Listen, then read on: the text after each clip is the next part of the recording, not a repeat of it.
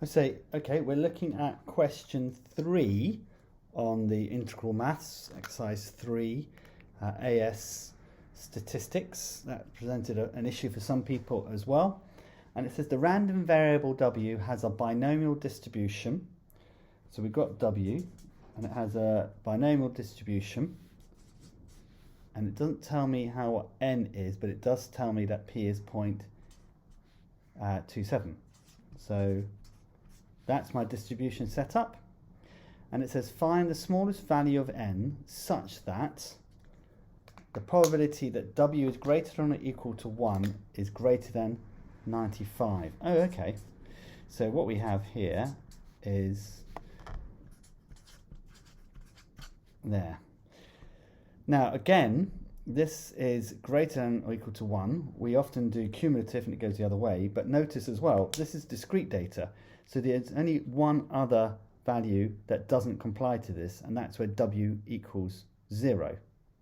So I know from here that I could rewrite that if I was doing it nice and slowly and not trying to rush it and therefore make silly mistakes. What I can do, if I can find a pen that works, there we go. I'll say 1 minus, the only other option is greater than 0.95. And be careful of your inequalities here. This is where you have to be really careful of your inequalities.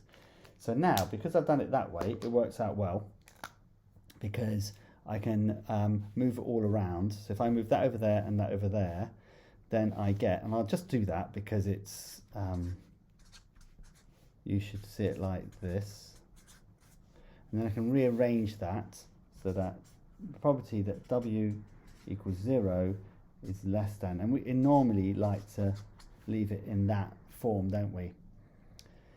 So I also know that if W equals 0, then that is the total probability of failure, and this is success.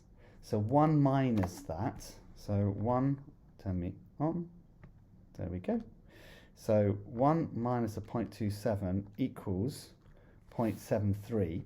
So I know that 0.73 to the power of an unknown has got to be less than 0.05. So that's how I do this. So I get the whole setup to this point here. And that's often where the barrier to learning and barrier to success of this happens, is just realizing how to do that setup.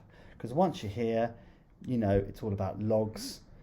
So I'm going to log both sides, and then by logging both sides, I can then do the laws of logs, and you can use ln or log.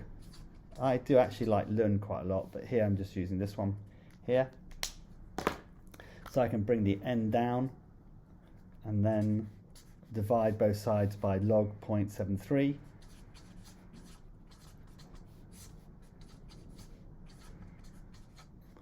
So do that on my calculator. So I say, let's just get a normal log to the base 10. Actually, I'm going to cheat. I'm going to do ln. Sorry about this, guys, because my calculator is awkward. Divided by, as long as you keep it the same, then it's not going to be a problem.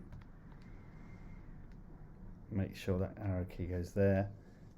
9.519. So therefore, just use a different color. It says here, that one just does not like to be used anymore. So let's go that side. So n has to be less than or equal to 9.519 ... So the smallest number, wait a minute, that swaps around. Yeah, n has to be then greater than that. N has to be greater than that one there, because when you divide by this, that's a negative. Let's just check that.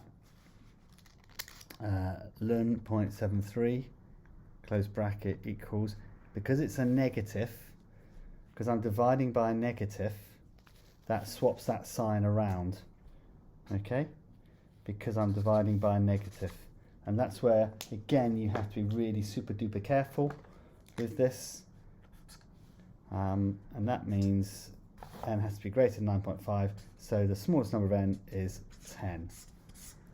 And so a few things to check out is if that is a negative and log 0.73 is a negative, when you divide through by a negative, you swap the inequality signs, don't you?